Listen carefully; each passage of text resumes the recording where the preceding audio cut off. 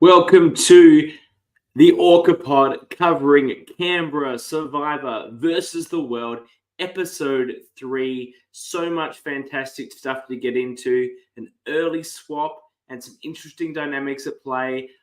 Joined always, I have my fellow Orcas here to break down all of the comings and goings. First, let me welcome Jules. Who called an early swap? Oh, that's right, it was me. Look, we don't get on this show and just victory lap our successes. That's not what we're about. I've never done such a thing. Exactly what we're about. We're Orcas. I don't think you should be doing this. I think you should be humble and gracious in victory. And someone that's never humble and gracious in victory is Dani. Welcome. Never. If you win, you flaunt it, baby. Let's go. Exactly. We're Scorpios. We get it. So it's a good episode to get into. Now, unfortunately, Jay remains overseas and isn't available to do any sort of interview. But hopefully we might be able to get him on next week and do a double interview with whoever leaves the swamp of sadness next week. But for this week, we'll need to just stick in and talk about just you got ourselves and all of our wonderful thoughts and opinions. First of all, Orcas, we're not used to making apologies, but I need to make an on-air apology. Look, Orcas aren't also known for asking for permission. We just sink yachts and do what we feel like. And we just sort of just make our own calls without regard to people's rights and preferences. So I decided to call the award that we were handing out last week, the Woofie, without even really consulting or asking James Wolfe if he was fine with that. Of course, he's got nothing to do with our program at all. So it was a little bit random, I suppose. And he would prefer it not be used just because he's got nothing to do with our show. And that's fine. I respect that. So we're going to rename it. And I have actually sought consent for this one because I've been put on notice that maybe I should seek consent from people before I use their names and things. So I apologize to you, Wolfie. I respect your view and happy for us to find something else. I've checked with the first ever Brommy medalist if he is willing, and would you be surprised he is willing to have his name used? I'm shocked. So we will be calling it the Brommy from now on. Oh, okay. I was going to ask you what happened to the Wolfie, so fair game. Yep. So again, apologies, James. And the Brommy, it suits better anyway. We named it the Brommy medal. It was the first ever official ORCA. I think that fits the mood nicely. Now that we've covered that, who did the two of you want to give the Brommy to this week for the most ORCA player of the episode? I mean, are we going to give another one to Andrew? I don't. A million analogies. Let's just clarify who we've given them to. Aiden and Andrew, isn't it? Aiden and Andrew, yeah. I didn't feel like anyone was particularly ORCA-esque. I'm just going based off the million analogies that Andrew came up with. Just quotes for days. I stop and I write his quotes down verbatim because they're just. Does the analogy make an ORCA? The narcissism of the analogies. Yeah. He loves the sound of his own voice. That's pretty ORCA. Can we not just give it to Andrew every week? This is that's why I'm like, Okay. Yeah. Right, well, we've got to give it to someone from the tribe that went to tribal. Okay. I think. Dani doesn't agree. She's not impressed. I don't feel like I'm trying to give it to anyone. I'm just like, fuck. Do you know who didn't have a lot of content in this episode? Ed. Ed wasn't around much. He was around at the start. Yeah. The only other person may be Maddie, but she got voted out. So, I mean, it's kind of, can you get the ORCA award if you get the Brommy if you get voted out? I don't know. Of course you can. It's not about the best strategy. It's definitely not about the best strategy. I think that I don't mind Maddie for the award. Like, I think it's sort of a consequential ORCA. Like she wasn't. Maybe when we finish discussing it, it'll become clearer. Maybe we should do it at the end. Sure, but I would say this is as a placeholder, the ORCA behavior that she demonstrated in the first two episodes, being quite dominant in the tribe, being quite obvious about her alliance with Aiden, being quite dismissive. She had a strong position and she was flaunting it. And yes, she didn't do that once she got swap screwed, nor would anyone. But the ultimate reason why she probably went is Aiden and Squim were closer, and they basically threw her under the bus in terms of She's social. She's got these connections, blah, blah, blah. Mm. And Aiden's the person whose opinion they took because he had Was at the bottom. received 4 votes at the first tribal council. Yeah. You get Absolutely. that. That's the person I'd be taking in. What an advantage for Aiden to have received so many votes in that first tribal council in this swap sprue situation. Yeah, he plays And well here. when you're in the minority on a swap, having been on the bottom of your previous tribe is the way you want to be, because who they're going to bring in? Hey guys, I got 4 votes last tribal. Like, use me. I'm not with them. Screw those guys. I'm with you now.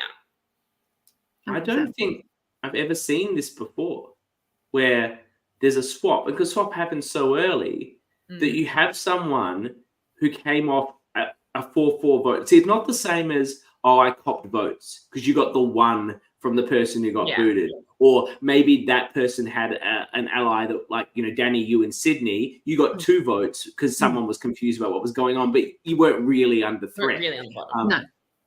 You were never on the bottom. Yeah, so in the 1 or 2, whatever. Like, you can say I cop votes, but 4 votes, half the tribe. It's close. Yeah. Still in the game by the skin of your teeth. I don't think I've ever seen that in any Survivor before, and therefore I've never realized how advantageous that would be in this swap circumstance. Absolutely. Yeah, Yeah. big time. What do we think about Aiden being approached by Oscar and sort of, feeling him out? Is he going to come along with the vote? This is a very interesting one, and I want to jump into this. So we did this last time. We did it at the end game, and then we looked back around. Have you guys watched the Next Time on Canberra? No. Because They need to put it as a whole thing. I'm not going to click on a new thing. It's because they release it later on to limit spoilers, like a day later. Okay, well, I can watch it now. Okay. Anyway, the Andrew is either annoyed or fake annoyed that Oscar brought Aiden in on the vote.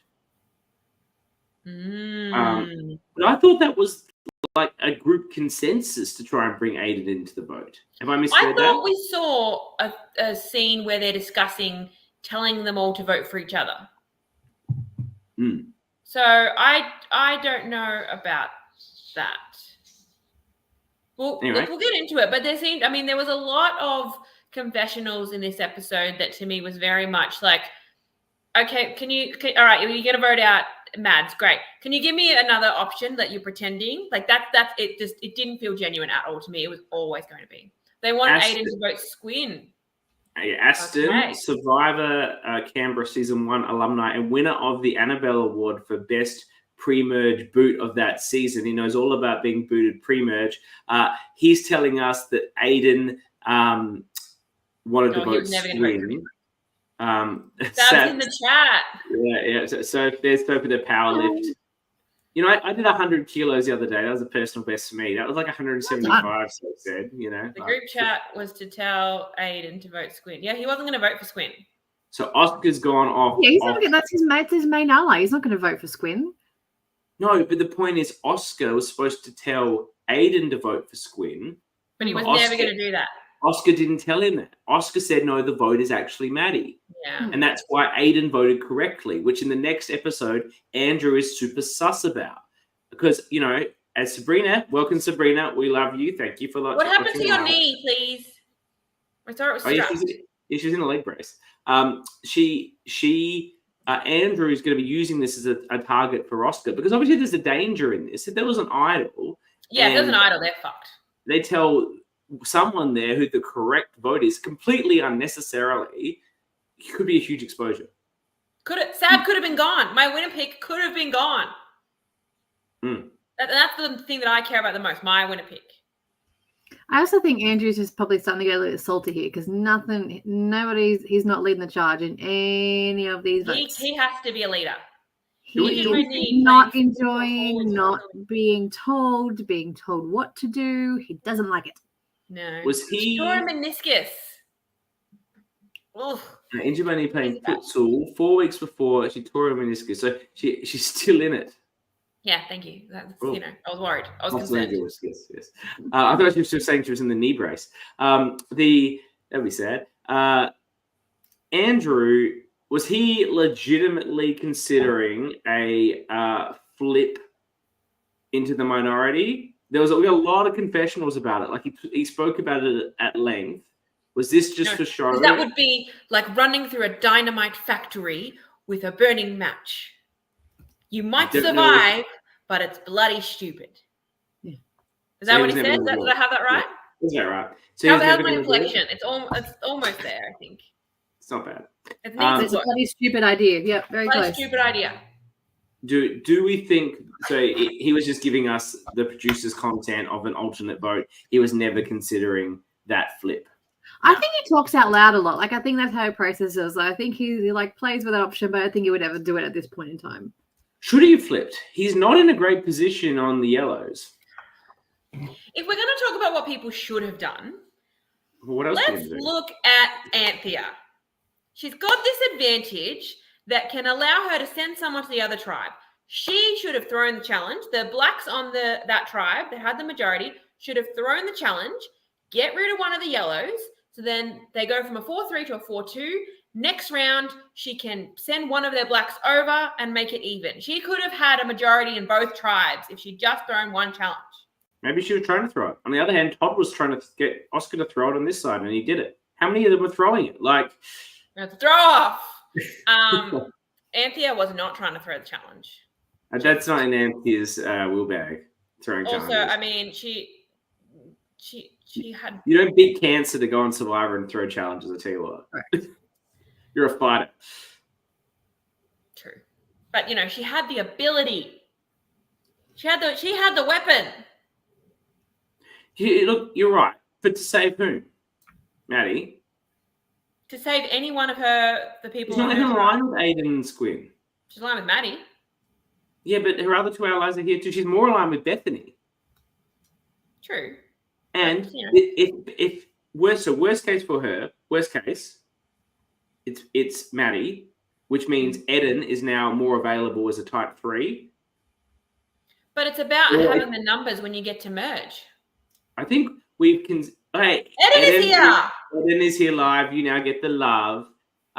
Fact: Anthony and I discussed passing the advantage to Maddie, but the time between loss and leaving was too quick. Well, that would have been the move, right? Maddie just could nope her way out of there and throw Aiden and Squin to the wolves. That would have been a perfect play to save their ally. That was meant to be a fun fact. It is a fun fact. It's also a fact. But he just wrote fact. Yeah, it went from fun fact to fact. It was very serious. It never actually happened, but it's a fact. It's a fact. So this is what we were thinking. They discussed it. Yeah. That would have been a good play, I think. It would have been a smart play. But I think otherwise, I don't think throwing it makes that most sense, because a worst case, as I say, is a loss of Maddie, who is close with Aiden, and that allows that relationship to be stronger for Anthea and Bethany. A number is a number. And this is so easy to look like. We know how quick that turnaround is. Like trying to do that math. I'm sitting here in my chair. I'm like, I have full view. I can tell you all the good of you. And everyone, feel free to do it to me when my season eventually comes out. It's my turn to criticize you all. I look forward to my criticism later. Look, you're not 100% wrong on this, because I'm future gazing, because I've seen the next time. And the next time, John starts enjoying the yellows quite a lot. So well, the yellows are an enjoyable bunch. Yeah, so we got John, who's not really aligned with any of those people. His alliance is Squin and Aiden, and he starts forming really good bonds with Ed and Todd. I was about to say that there'll be a little bromance going on there. And he mentions one of the women that's there. I think he says Pauline, maybe. I have to remember. But Pauline's on the other tribe. Hang on, I've got the tribe swap. Yeah, so John is with Lauren. So it's either Loz, Beth, or Anthea. Todd's here, and Squin. Squin is here, and everyone's here. And Todd, everyone's watching the next time on. And yes, it's Loz. So John's all in for this to flip, and basically. So in your crystal balling that you're doing, Jules, yes, the optimal play was to either to throw it or to do what Aiden and Anthea wanted to do and pass it, which would have given them an extra number that could counter a John maneuver. Sorry, you're late. You're like 4 Win, weeks late. baby. We love to get you Better over. late look, than never. we I'm haven't so really happy to started. have We've like you. gone into the end. We haven't really started. Oh yeah, we start at the end. Let's we get to the exciting stuff first. All right. Well, let's link back to the start. Before we At do, the very let's beginning. start. We go Tell to us the Swamp of about- Sadness. Swamp of Sadness. Straight up. Amy is not, as Amy's just been voted out, she's thinking it was because of the challenge performance, that she's good at puzzles, but she's like, look at me, I'm not the most physically fit, and I relate so hard to that. So I was very emotional for her in that moment, I have to say. I don't want to put thoughts in people's heads because I can only take what they were saying, and they were all speaking to her social skills, which I think were very prevalent. But I did feel an underlying element of her being the least fit person on the tribe. When you have a lot of really fit people on the tribe. Now, that could be completely wrong, but it's how she felt, and I understand why she felt that way as well.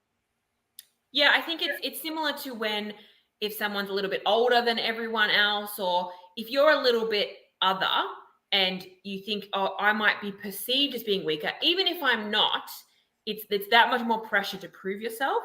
That's something that I definitely felt when I played, and I was really relating to her in that moment. And I'm not saying she wasn't social. I think she was very social. Absolutely was.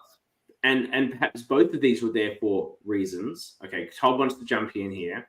We weren't saying that was the truth. I just think that's how she was feeling. That's how she felt. That's what she told us in the camera. And I get how she'd feel that way. I hope now, in the past, now that she's seen the video, she knows that it was all about how intimidating she was socially, and probably an unlucky way that the pairs grouped up in terms of the pairings. And Todd said she also took a poorly timed toilet break. That is how fast it happens in these games. Stretch that time. You do not go to the toilet. You just hold it in. In Sydney, I did not go to the toilet till right before merge. I was like, I'm not fucking leaving this camp. I'm not going anywhere. Anytime I was going to the toilet, I would not go. People, so we can sit with cats in the toilet. You corner them in toilets, is what you do. I didn't corner them. Max and I were in the toilet. We're like bros for life. I don't know what you just did, but that's bros, like a fist bump. Yeah, you had this going, and that made me a little bit. Anyway, moving on. Thumbs up, fist bump. Yeah, ask the whole tribe toilet break before tribal. Exactly. Have everyone go. Girls and boys separate. Sorry? That just puts the boys and the girls together for secret chats. You have someone from prod with them in the no talking. I don't want to hear anything. Everyone walks in together, single file. Everyone walks in on your way to tribal. It happens. Anyway, unfortunately, that's what happened to Amy. But she bossed the challenge. Oh my God. Killed it. Girlfriend. So we have the throwing what do we call them? Like bolas, whatever those balls on string. We have throwing them off the frame, and then a puzzle. I don't like that they called it a puzzle because that's not what it was. But anyway, putting their number tiles in order. Jay is throwing them 2 at a time, which I think is an interesting strategy. It actually ended up working eventually. So I can't say it was a bad strategy. Well, it's a bad strategy because it lost, right? But he did actually get 2 on at the same time eventually. And he wasn't that far behind her. But in this challenge, that was everything. Because all you're doing is put numbers in and all. So, and Amy pulled out the win. So power to her. Her strategy on the numbers was not great, I'll be honest. She still has stuff unturned. Nothing was. And she was sorting them into their rows, which is good. But she sorted them on the thing and they weren't in order. So she had to move them around as she was going. And there was running out of room. No, I'm going to be right back. My cat is driving me crazy. I agree that perhaps it wasn't the optimal strategy. I did like her strategy of checking that she had it right. Yes, making sure before she called. Yeah, I like that. But she did. She went down. The zeros, ones, I two, think that's threes. Smarter than going across. That blew my mind a little bit because I'm just not a maths kind of person. I would go across. That's such a smart way to look at it. I would have too. However, from a survivor point of view, you don't need to check. You don't need to check anything because the game pauses when Dan has to come and check it. Just check it first. So Jay can sit there continuing to do it. Yeah. So just I guess it gives. That said, in this particular event, which I don't think it wasn't a puzzle, it probably gets time for Jay to sort out his thinking, see what numbers are sitting there. But if she's going to have like one out of place or something, it's not going to take long to fix. Yeah, it's going to take long to figure it out. She won, and Jay goes first eliminated. That was Jules. And he was very humble in defeat. Well, what else would you be? Like, you lost fair and square. Look, we've seen people not be so humble when they lose. Boot. So I feel that the first boot in this environment, because he got to be in 3 episodes, he had a chance. It's a better feeling than just getting booted, I reckon. Yeah, true. I think he had a better vibe about it because, he got to have more of an experience. But what I would say is, so he goes, and now the scoreboard begins for our ultimate bet of some sort of dinner, extravagant dinner. I only bet on extravagant dinner, degustations and what have you. Now, so Jules, because I have a very complicated system for this, you will receive 1 point, because he came 16th. So I'm winning right now because I've got a point and you don't. And then you got the most optimal outcome you could ever, well, other than getting idled out completely, the most opposite out, but numerically the best option you can have other than being, because idled out would have the same outcome. You get 7 points because there were 7 votes at that tribal council that were not for Jay. 7? Oh, because you're counting a revote. Right? Why not? All right, I'll take it. All right. So Jules is on 8 points. That's an amazing outcome for a first. I'm winning. Yep, 8 points. Boom.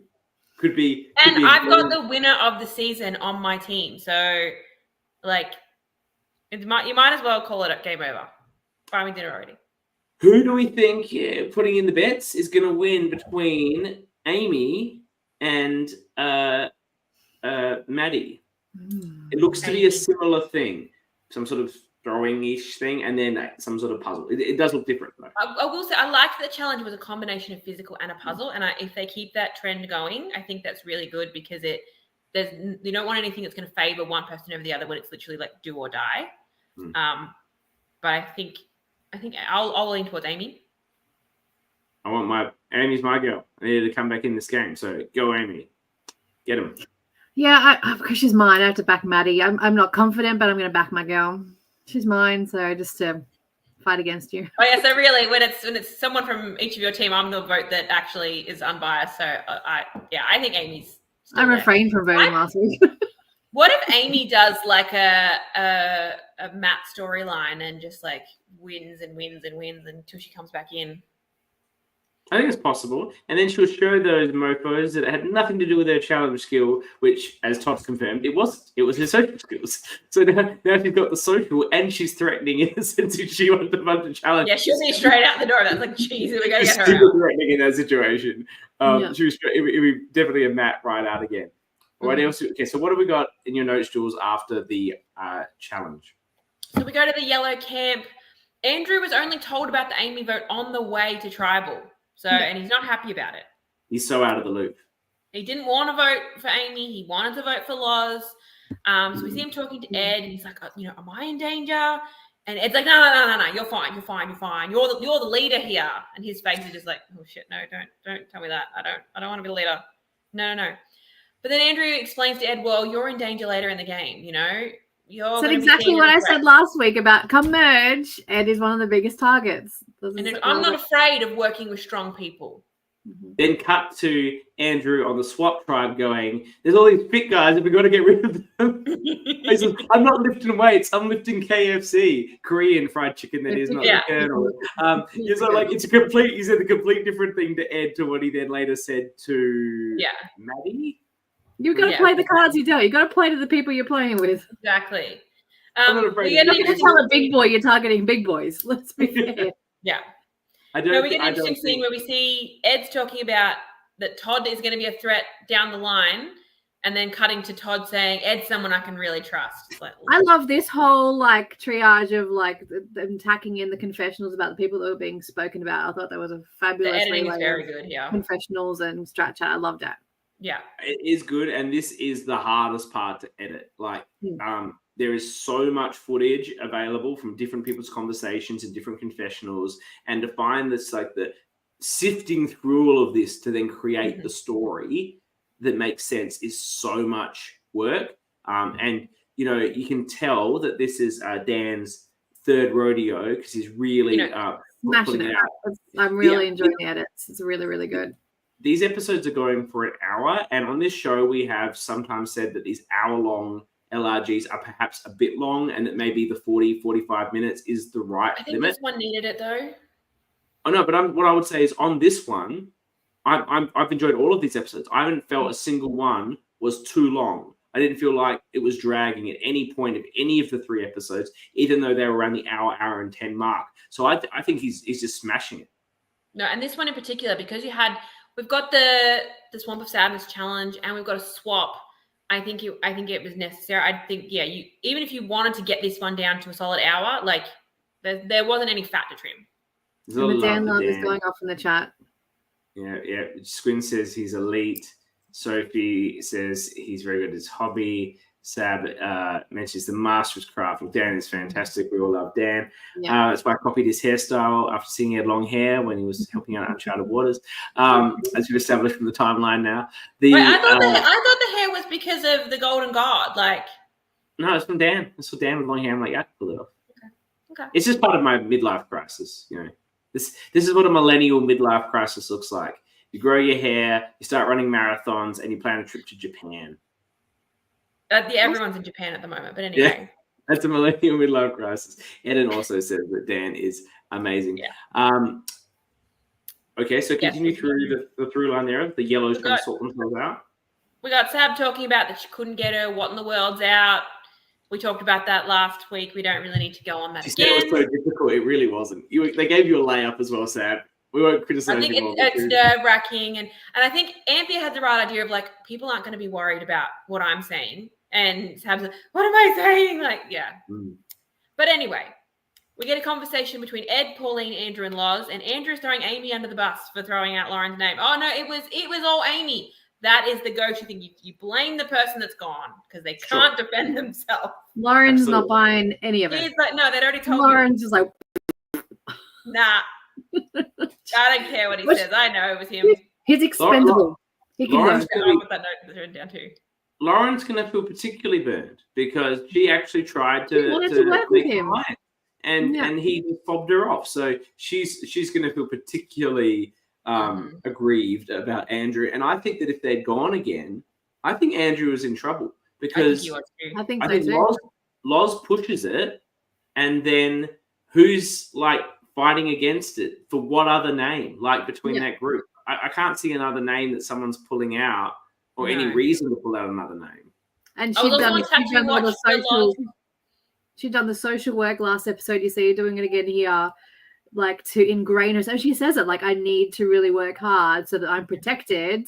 If my name comes up again, these people they're going to protect me, not turn on me.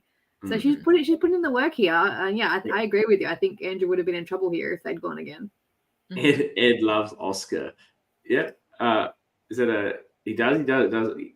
Well, the next note I've got is that Ed is throwing out Oscar. Yeah. Because he in that little 4, he's like, well, I think Oscar's most likely to jump ship. And then he looks directly at the camera. He's like, I don't actually know you. This is just an assumption. These are just absolute nonsense statements that people are saying, so it's not them. They're just throwing people under the bus. Like, this tribe is actually pure chaos. The amount of like names they're throwing out. Loz is a cop with a degree in social work. Like, she knows. And it's time to show. Yeah. I think Loz's slow start was maybe a combination of her love of old school Survivor, which we're all aware of, but maybe more so that she was an alternate and didn't quite have her head in the game right away because she was only found out she was probably playing very last minute. And it's taken her, I think, a bit of time to find her feet, but now she's definitely found her feet. I think she's in a great spot, obviously. Very happy with my first pick. Yeah. I had her high on my list. You know, if I'd had another early pick, she would have been on mine, but yeah. Last week we talked about that she's got a tribal or a torch tattoo. I was on Tattoo Watch. I didn't see it. I think it's one of the ones on the arm, but it's got like other things going on with it. Yeah, you can't see it properly because it's here, and like she doesn't hold her forearm up. And I think there's other stuff with it. She's got like a full piece on the Yeah, forearm. I think it's in there. I think it's in there. If anyone can tell us where the tattoo is, that would be interesting. Please, those that Or Lars, if you're watching, just slide into my DM. Send me a picture. I love tattoos. Anyway, moving on. We get to tree mail. We're gonna bro down. Hey, I reckon Lars and I would get along really well. We have a lot in common. But anyway, moving along. We get tree mail, and they've got you like old school survivor. You like old school survivor. She's a cop. You used to be a cop. See? You have tattoos of like things that you're into. She has tattoos. I have nerdy tattoos. She has nerdy tattoos. It's you know. I agree. You need a stop sign. Well, just pray for the people's champion. I don't think it's a torch. She has our win out, play out last, or whatever order they go in. That's correct. On her forearm. Okay, that makes even more sense. What I was saying is just pray that the people's champion Aiden makes the final 3, and then we'll have drinks on me, and you and Loz can bro down at the drinks. Yeah, absolutely. But yeah, so we've got the tree mail, and they've got to pick the most patriotic. Okay, sure. Patriotic for Canberra, patriotic for the tribe. I don't know. Whatever. They all choose Ed pretty unanimously, and I think that's a fairly good call there. I think this is the word is a bit nebulous, but I think that was perhaps the intent. Yeah. But this tribe they're like, oh no, we think it's going to be like a blindfolded challenge. You got to be the caller. I'm like, come on, guys, that's clearly a swap. Were you two thinking that as well? 90% swap, 10% is some sort of decision. I thought it's either going to be a captain choosing new tribes, or it's going to be exactly what it was like in Guatemala. It's like, who's got the most pride tribe? Okay, great, you get to stay. Everyone else, fuck you. And who's the? Yeah, I thought it'd be a schoolyard pick. That's what I thought. When then they go to make the decision as to who is the least patriotic. Mm-hmm. I feel that they may have switched on at this point. Ed chooses Oscar, is that right? Mm-hmm. Yes. I don't think he switched on because he was just throwing Oscar under the bus earlier. But Maddie chooses Anthea. Yeah. She knows what's happening. She knows that there's going to be. I don't think she thinks Anthea is the least patriotic. I think she thinks this is some sort of swap situation, and I want my ally in a position of power. I think Maddie was switched on to it. I think Ed was just like, well, I've already said that you can't trust Oscar, so I'll just say Oscar. Well, look, we'll get to that when we get there. We're not there yet. All right. What are you talking about? What do you mean we're not there? We're not there yet. We are miles away from it. Still. We haven't been the Black Tribe. Like a whole page of notes before we get there. Just calm down, all right? To be fair, the Black Tribe just spent the whole time talking about what happened on the Aiden vote again. There's not a lot about the Black Tribe, but we get Andrew going, I don't give a shit about the patriotic tree mail, whatever. What I'm thinking about is the SEAC, and you know what's got a lot of C on it? The world. I'm going to take the thing off the flag. Now, I don't think we this is relevant, sorry. I don't think we appreciated when Aiden took it that it was a globe. I didn't feel like it's something on the flag. Yoink. Yeah, it didn't look as obviously a globe on Aiden's. I thought it was just blue.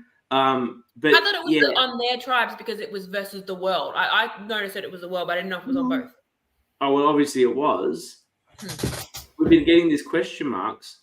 I reckon this is it. I reckon it's the idol. I think it's going to be something. It might not be the idol. You can't have an idol without paperwork. You need something to say, yes, this is the idol. It can't be stolen from you. Here's how you play it. You need the receipts. But even if it's nothing, it's a great fake idol. And I loved Andrew's thing, like apologizing to the prop department. No, they put it there wanting someone to take it. Even if it's nothing. He was not pulling it off very gracefully. If he was trying to be subtle, he looked like so obvious about it. Yeah, it was. And then he went and buried it. Don't bury it. Well, now he's away from it. Now he's been swapped out. He's not near it anymore. He had a big-ass hat. Put it in your hat, mate. Do you think you can carry that around in your hat? Put it in your hat till you can get back to your bag and then chuck it in your bag. Surely he's got a jacket or something to wrap it up in. The burying is a dangerous move. It's a dangerous No bury it. I think he probably didn't realize, well, he didn't even know if it was a real idol. Mm-hmm. Look, to be honest, I don't think Andrew should have been, like, especially you don't know what to, there's a couple of, like, playing here about what is the optimal strategy. He knows he's in a bit of trouble. Mm-hmm. Having an idol is a good position. Is it a real idol? You don't know. So it's probably better if people know you have it than they don't, because you don't actually know if you can use it. So having it in your bag, worst case, they go through your bag, they find it, and now they're like, oh, crap. Are people going through bags in an LRG? Possibly. If you're going to go through someone's bag, you do it when they're not around. There's just not enough time. Okay. Fair. But my experience with an LRG, you may have had a different experience, is that we were all given a bag. Mm-hmm. They were all very similar colours. Like they were the same colour. Greenwood. This is true. Greenwood. She would. She would, and we fucking love her for it. Yeah. Fantastic. First ever female orca, Lily Green. Was she the orca? Or was it the other lady? That was a 2-horse race, and it was 2 women. So either way, Brisbane had our first woman. So the bag, we all had the same color bags, and they're all the same, and maybe there was a little bit of your name on it. So, like, I would say I accidentally went through a number of people's bags trying to find my bag, and it was legitimately not intentional. Everybody was doing this. Everyone was like just grabbing the wrong bag, right? So there we go. Mel had her bag with her the entire time after she had her super idol. Yeah, that was a fucking bulky thing. Like, no, you can't carry that. Can't carry that on your body anywhere. That's got to go in a bag. Yeah. Well, anyway, it comes down to the risk of people finding it is probably a benefit, except if that makes you think people will target you. But when you're already the target, it's actually the benefit. 100%. Especially if it's a fake. And especially if they just randomly find it. And not. I could actively see CK go through every bag. Like, I didn't go through everyone's bag. No, I could see you doing it though. Everyone was looking at everyone's bags because it was. Maybe if you made it a little bit further in the game, you would have been going through people's bags. I didn't look. The problem was I was never in a position to be driving a vote, so I didn't give a fuck if my target had an idol or not. I was just trying to save my own damn skin, right? And to be honest, the only time I was planning for a vote, I knew where the idols were and I was actively avoiding it. Like, so, yes, maybe I'll go through bags, but I've never been in a scenario where I've had the power to be able to make it worthwhile. Fair. But anyway, yeah, I just love him, like, apologizing to the prop department. I'm like, dude, like, oh, they're so excited that he's pulling that off. They put it there to be taken, so you're fine. 100%. I get what you're saying about the paperwork, but I think this is the idol. What else did C refer to? It had to refer to something, unless maybe. Okay, here you go, Jules. Mm-hmm. Maybe once you have it, you need to scratch off the ocean. It's my scratchy. God.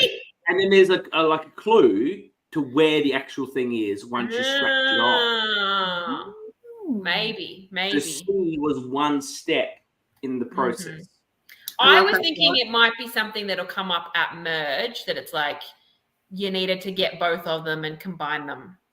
But where are they going to get told this? I think your point about the paperwork. I'm thinking there's going to be something at merge or something down the line that tells them, hey, this thing is something, and you got to find where it is. Who's saying this? You get a note. I think it's a tree mail. I think it comes back in tree mail. Well, so everyone finds out that the trial thing. Yeah, and then who's got it?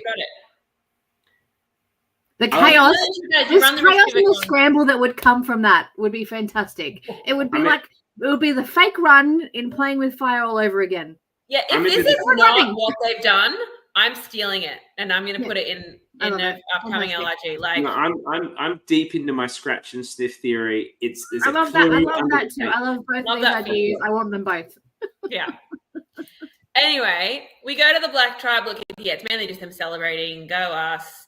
Anthea's, telling. It's a double-edged sword if it is an idol, because on one hand, my boy Andrew has it, but on the other boy, the people's champion and the cost to my has it. So it's a real double-edged sword of circumstances. Look, based on those two people, I want it to be a real idol. Yeah, I do see that. Those people are going to have fun with that. It will be interesting. You've got the two best people to have. Yeah. Well, but there's also like super interesting. Like, so Andrew makes merge. Mm-hmm. What camp are they going back to? Because if he doesn't go back to that camp, he's never getting. Oh, he doesn't have it. You can do anything on a toilet break.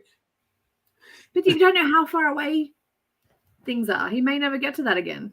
They're never that far because he can't make the march half a kilometre and get to the challenge and back. Yeah. Like, there's no time for that. And I think if it is something real, Sydney too, they were pretty far apart. Yeah, I can confirm that. Sydney too, they were very far apart. If I was production, I would let him go and get it.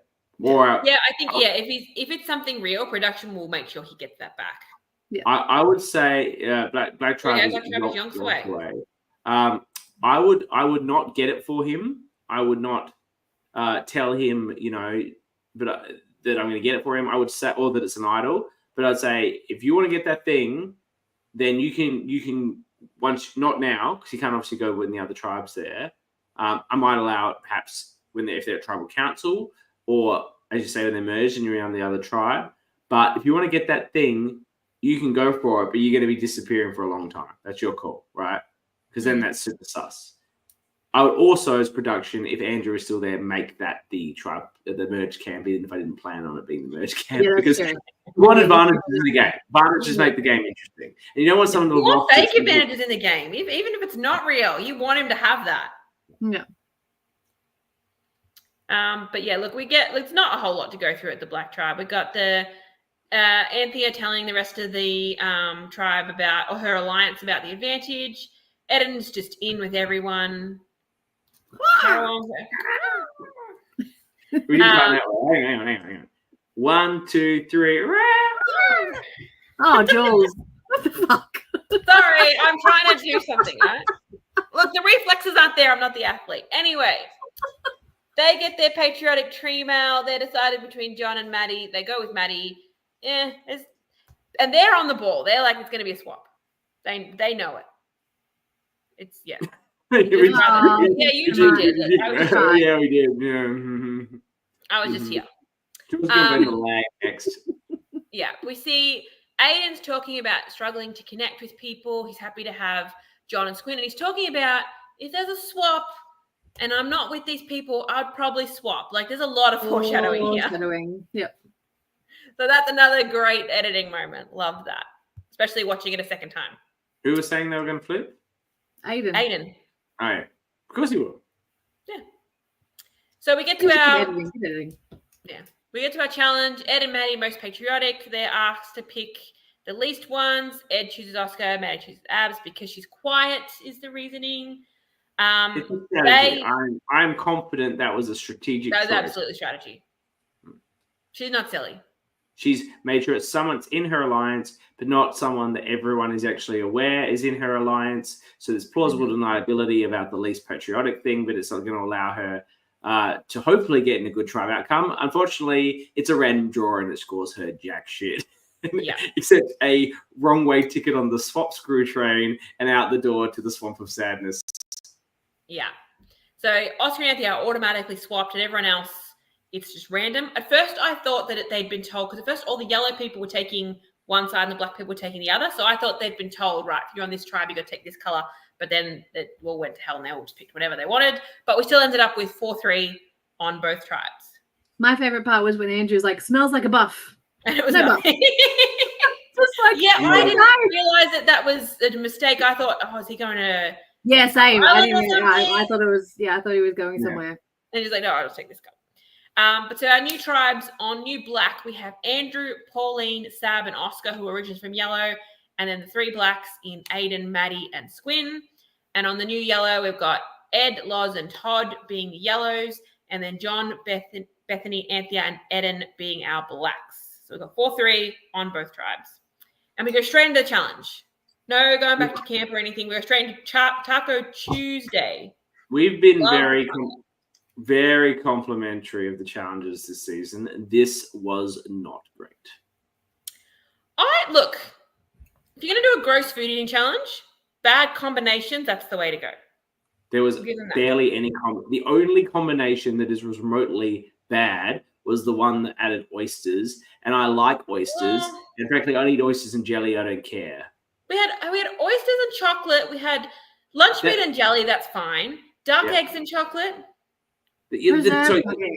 The duck eggs were probably just gross by themselves. It was like the one thing that was actually gross. Sardines and pineapple. Yeah. Oh, that's what that was. I didn't hear what that was. I think that'd actually be quite nice. Like I like pineapple and anchovy. It's like salty and sweet. That'll work. Yeah, it's the pineapple anchovy on a pizza. It works well. The double jelly. Just jelly. That's just jelly. Except Squin, I liked her concept of just eating all the jelly first, but then you got to eat a dry tortilla, and that's not going to work. It's like this large, like she was struggling to get it down because it was too hard to eat. But I felt that's oysters and marshmallows. What are marshmallows? Oysters and marshmallows. I just felt that look, if you like oysters like I do, then it's fine. If you don't like oysters, then it's tough. Right? Squin got beat by a dry tortilla. Jules, do you like oysters? I do, but I think I would like them with marshmallows. Oysters are the issue with them is texture. And so having them slimy with a marshmallow. You can swallow an oyster. You can swallow it in 5 seconds. How many oysters did we have in this tortilla though? Like it seemed pretty decent size. The point I'm making is I felt this was really more of an eating competition and who could eat the quickest. Because there was some gagging, but I think that was only on the preserved duck eggs, if I'm correct. Which I understand. And then the oysters and marshmallows, Oscar was not enjoying. No. It's like a 20-year-old kid who's like, oh, oysters. No, sorry, Oscar. Yeah, I assume that's who you are. That's the same as Ethan being upset by the abalone. Like, to be fair, when I was 20, I also would have been like, oh, oysters. And now my palate has matured. And you still turn your nose up at blue cheese, though, so... Yeah, well, it's lactose intolerant, so... I don't like either of them, so there you go. Yeah, I'm just like, yep, put it all on my plate and I'll eat it. But anyway, if there are oysters they were not fresh Sydney rock oysters. Were they Coppin Bay, the best oysters from South Australia? Probably not either. They're probably from a tin. So I am taking your point, Todd, that they're tinned oysters most likely, and that is pretty gross. But I'm happy to share oysters with Oscar at the drinks event should Aiden win get to Channel 3. Yeah, because that is a bit gross. Fair. Okay, but still, there was only 2 then gross things. The rest of it was just how quickly can you eat something. Mm-hmm. Yeah. Yeah, look. Hey, Mel's here. Mel, star of Canberra Survivor 2 is here. Welcome, Mel. Thanks for joining us. But yeah, do we want to go through each of the matchups, or are we happy to just yada yada? Yellow wins immunity. The only interesting thing is that Todd told Oscar to throw it, and Oscar's like, "Sure, mate," but frankly, he couldn't do it anyway. So he gets the credit without actually. Yeah, I saved my tribe. Wouldn't have won anyway. Yeah. Maddie is immediately spilling the tea about their tribal. Yeah, it was 4-4. Oh, I flipped my vote. Like, Maddie's just like, again, second episode in a row. It's like, Maddie, shh. This is another reason why I think this is a good call for the Brommy. Yeah, she's definitely the Brommy here. Just go. It's a very poor move because, as we've discussed, Aiden is in such a fantastic position that the last thing you want them to know is what actually happened. Absolutely. Yeah, I mean, they were going to find out anyway, but Maddie. Aiden would have told them. But it looks even better that Aiden wasn't the one that said it, like, thanks. Yeah. He's like, they went to Aiden instead of him coming to them. Yeah. Because I think at that point, she's trying to give them an easy vote. If they're going to attack them, get him. Because, like, we're good together. Take us as a pair. Like, he's on the no. That's the worst thing. I know. Maddie and my lips got tighter and tighter. Sam, I love you more and more every time. We didn't like the tacos. We were eating up every word Maddie was saying. Can you come back every time? More and more happy with my winner pick. But yeah, except you couldn't get the advantage and she has a bung knee, but you still feel good? Yeah, I still feel good. All right. She's on my team. Get over it. We see Squin and Maddie discussing who they can swing over. Andrew throws out Squin because she's a podcaster and must be a good talker. Fuck you, Andrew. Checks out. Don't after podcasters. Fuck yeah, can you imagine people like that if we ever get to play again targeting us because we're podcasters? Don't come for me. I get targeted for a lot of reasons before being a podcaster. Yeah, you would. Yeah, we wouldn't. You would. No one targets me ever. I'm delightful. Andrew just targets people for whatever fucking reason he can come up with. That's his style. The best reasoning for the people around him that are going to buy that. He does very well at feeding the people around him what they want to hear to best sell whatever scenario he would like to come up with. He's very good at that. Yeah. It's a bit of a random one. He just must not have been gelling with Squin because, like, why wouldn't you go for Squin's, clear athletic ability? Obviously, she only reveals at Tribal that she was an elite basketballer. But also, just look at her. She looks fit. Yeah. So why wouldn't you be focusing more on that than the podcast? Like, it does seem like a random thing. And look, to be honest, there's like a million shitty podcasts. I don't know if Squin's podcast is good or not. I'm not making any judgments about it. But just because someone tells me they have a podcast doesn't make me think they're any good at doing one. Yeah, correct. Yeah. Also, podcasts piss people off. I make a podcast with my children. It's just nonsense. That's not doesn't make them good for Survivor. In the end, they decide that what we get about Maddie is that deciding her because she was the one voted most patriotic. Which I think that's probably a better idea than anything else because it was more of a popularity thing than anything else. They know they picked Ed because they all like him. Yep. So she's probably in the numbers on Black. So that's probably the best way to destabilize them. And I think, that's. I think you're spot on. That's why they chose Ed. Even if you're assuming, like, whatever assumptions you're going to make about the most patriotic thing and putting someone in a position of some power, whatever it is, it's likely power, less likely disadvantage, whatever it is. So you would then go with the Mel, Squib, Squint, Squiz, and Squin all rock. It's going to have a lines of 4, take out the game. It makes sense to make the reasonable assumption that Maddie was well liked socially, and therefore she's got people to run right back to when you merge up. So she's got to go. And the fact that she does become so social with them, she tries to ingratiate herself so quickly. That's threatening when people are just like, I'd see that and be like, I see you. Yeah, you're like, I don't think Aiden was ever on the table once they found out that information. It was a choice between Squin and Maddie. Yeah, exactly. We get, as I mentioned earlier, we get a lot of confessionals that it's clearly these guys like, come on, just feed us an alternate vote. We get Oscar saying, a flip is very possible. Yeah, bullshit. And he's like, if Andrew Oscar says he would flip if Andrew does. That was an interesting one. Like, where did that come from? Like, what's production sitting there going, what would you do if Andrew's flipping? Like, Andrew might be thinking of flipping, do you know? Like, how does that come up with that one? Yeah. Yeah, I don't know there, but I didn't believe a word of it. I'm like, all right, which one of those 3 are going?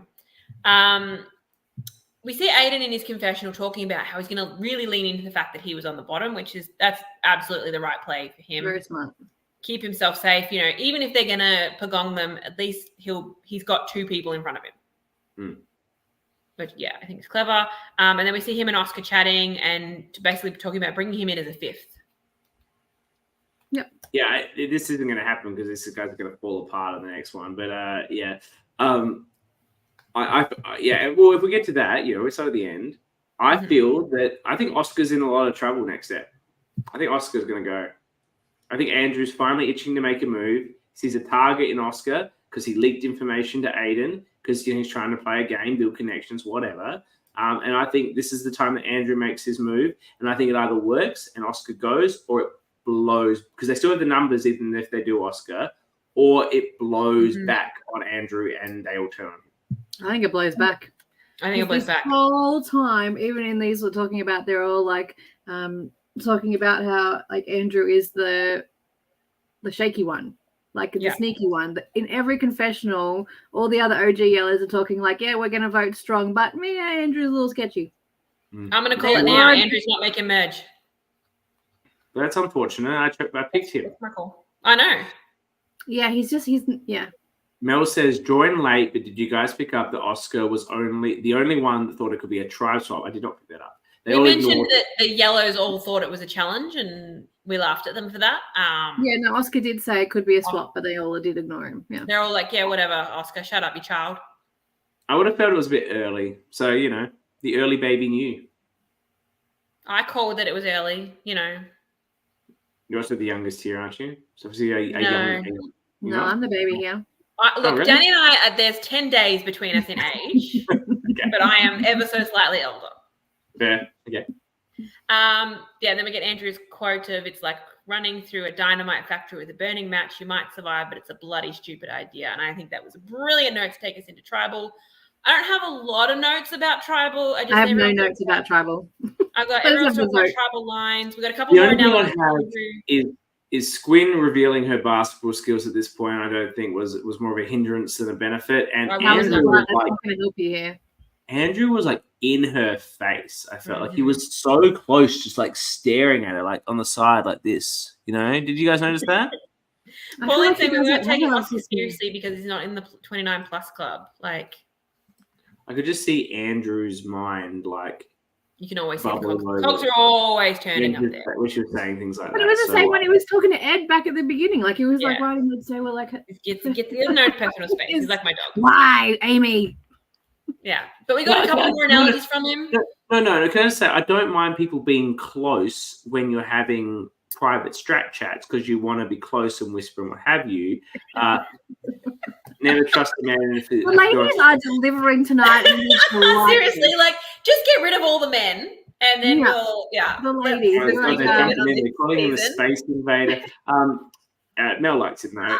If we go back to this comment, we haven't spoken about this. We talked about how it would be absurd to wear a Boston Red Sox cap to one of these events, an LRG. We talked about the context of the old school Survivor t-shirt. I think wearing a George fedora is a step up on this Boston Rob hat issue, and like being. I didn't think that, but yes, absolutely. I thought it was a good thing because, like, we've said how sunglasses look shit, so you want a hat that's gonna. I get it, but the George comparisons. I didn't make the George comparison personally, but in the eloquence, he's such George energy, though. I had not seen it until now, and now I won't be able to. I know he's an economist. He doesn't work for the Labor Party, but he's definitely got that backroom man vibes. The minute he started talking, I was like, this is a George-esque archetype all over. Yeah. Now he predated George, I believe, so he was the proto George, and now he's embraced the George. I think he leaned into it a bit more this time. Well, he'll never get cast on The Real Thing now because of his archetype, because he's too George. He's too George. There's only one George. George can't play forever. Probably. I don't know. I mean, it's Australian Survivor. He'll play every season that they want him to. I want an amazing race of George and Andrew. Like George and Proto George. More like Proto George. Two of them together on the Amazing Race. But his analogies at Tribal are talking about when you're with your current partner, you don't talk about your previous partner. That's that's fair. We talk about the tribe we're on now. He used that earlier with the tribe, and then he used it in confessional, and then I think he used it. I think he liked it. And he wanted to make sure. He found a good one, and he got good reactions. It was a good bit. I'm sure he was probably told to say it again. Yeah, and then he said, when you're at the casino, you play each hand as it comes. That's, he loves an analogy. Except that, like, it's all nonsense because he's just sticking to tribal lines. But it makes the vote interesting. Yeah. And look, we get a pretty basic 5-2 vote. They all I do like the reveal of Aiden, though, at the end, because they only read the 4 votes. They don't read Aiden's vote. But they only read 2 votes for Sab, so I figured one of them had flipped. No, I know, but it made it interesting. Mm-hmm. Although the first 2 votes being for Sab, I was nervous. Normally the first vote that comes out is the person that's gone. I was also a little bit surprised by that. But why are you surprised they didn't read the last vote? That's a Survivor stand. I know, just in the moment I was like, oh, because I must have been like tuned out. I was like, oh, yes. That's enough. Yeah. That's 4 votes for blah, blah, that's enough. Bring me your torch. Last vote will remain anonymous. I think they used to say that in Old School Survivor. They used to, but now they're pretty much. We know that if there's votes not read, it's for the person that went. Yeah, they used to say last they vote will will read remain. every single vote that they can. Yeah. Did he say that? Last votes will remain hidden or something? You used to say last vote will remain a mystery. Yeah, there we go. You got the quote. You're Old School Survivor, just like Loz. You can get there to talk about these quotes. And off. Maddie goes to the swamp of sadness. We talked about that. We talked about it at the start. Is Maddie the Brommy of the episode, or do we have another? Yeah, give it to her. I think it's well deserved. I think it was a little bit with that verbal spray, but equally, I think it's the antics in the first 2 episodes and her dominance of her tribe has led to, and her willingness to be so dominant and being so at the front led to this downfall. It led to her being voted most patriotic. It led to her then ending up in this circumstance where she was a target that resulted in her just spewing all this information in a desperate attempt to save herself. That information was not the invitation to deliver, and ultimately it doomed her. Because practically speaking, they would have actually been better splitting Aiden and Squin because they're actually in an alliance. But do they know how tight those two are? They don't. And well, they're about yeah. Well, now they will because Aiden didn't vote for it when they thought. I mean, I know that Oscar didn't relay the right information, but and he won't vote for it next time. It's gonna blow up. But I reckon Rando Bird Tribe is going back to tribal. And I think we're looking at an Oscar versus Andrew situation that could see Oscar go or it blow back on Andrew. My money's on Andrew to work his way through it. I'm going the other way. I think some shit's going to go down. I don't know which way I'm falling, but I think it's not going to be a long-term thing. I think whichever one of them gets voted out, they're going to be back on track the following episode. I really hope that we get to see the other tribe go to tribal council. I do too. At some point, I think it might be a struggle. It depends on the challenges, but if they're similar to the first 2, it's a very strong tribe. Very strong tribe. But I'm very interested to see John look, if he's willing to make a move and flip on the Aiden, Bethany and Anthea who are there and join up with the Yellows. That would be a very exciting move. They're not his people. I don't see why that wouldn't have hurt him in any way, I don't think. Does he realise just how much they're not his people though?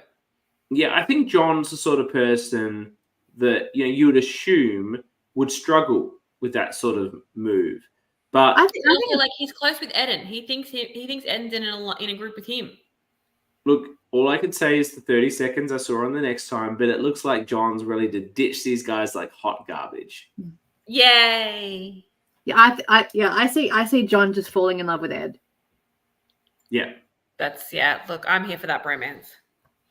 The issue, the interesting thing would be there. No, just postulate about future scenarios that might never occur.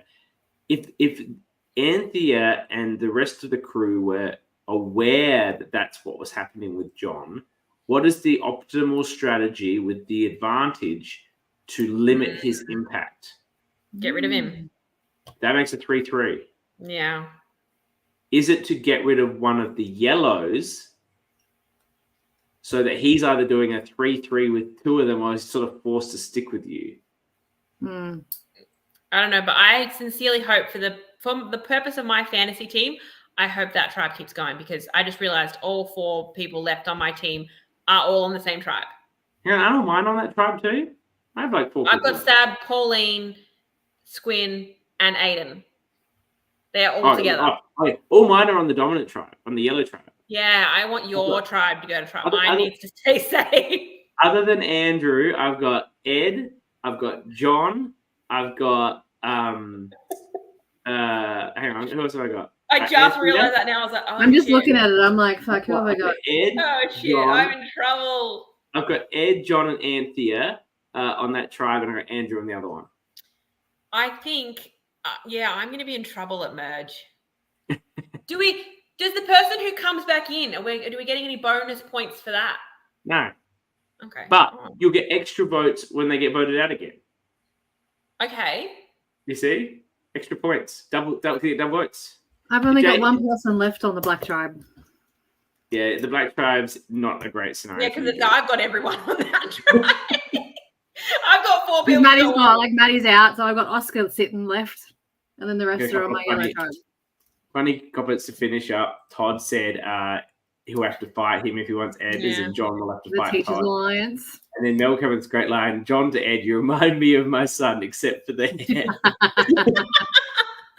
A nice little one from Mel. Thank you for that. And thank you to everyone that joined us. We had up to about 15 people watching live, which is a huge number. So thank you, everyone. We're getting more and more of the cast watching, which we love to see. We do love you. You get special places in our heart. This was our first time to have Aiden and Squin here live. Is that right? I believe Anyone so. else? Yeah. I think everyone else, they've joined us before. Yeah, I believe so. So fantastic to have you. Thank you for tuning in. We love having you, and we also love everyone. We love you if you live. We do love you live, and we also love you like if you watch it later. But we really don't know if you do that or who you are. So it's hard to know. No, I'm like reading this. I'm like, Mel. Todd, thank you.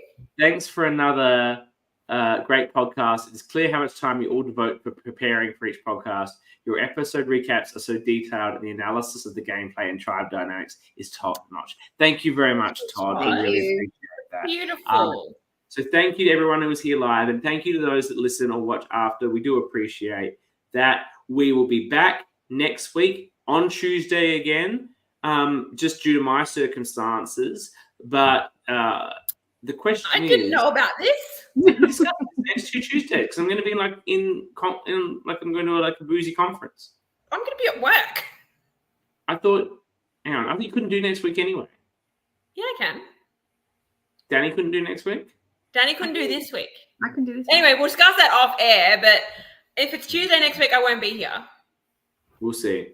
It'll be Tuesday or Wednesday, but it might be Tuesday's the better night. Look at the comments. Maybe people prefer Tuesdays. Soon I'm going to be off for a few weeks, so I don't know. We'll work it through. You'll see it on Facebook. It'll be Tuesday or Wednesday, but we look forward to catching up with you then again to talk about episode 4. Very exciting. Thank you, Dani, and thank you, Jules, for being here. Thank you, everyone that was here live. We will see you next week on one of those days, and we look forward to chatting again then.